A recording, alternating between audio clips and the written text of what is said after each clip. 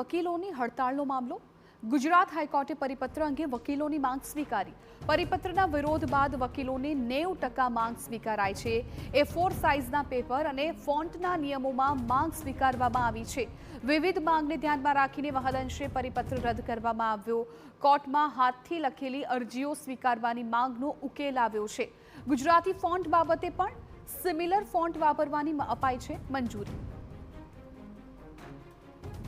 અત્યારે માનો કે કોર્ટમાં અત્યારે 2 આરોપી હાજર હોય ને 1 આરોપી ગેરહાજર હોય તો અમારે ત્યાં તો હાથથી જ લખીને અરજી આપવી પડે, પરંતુ જો ત્યાં અમારે ટાઈપ કરવાનો વારો આવે, ટાઈપ કરીને જો આપવાનો આવે તે બધાને તકલીફ ઊભી થાય.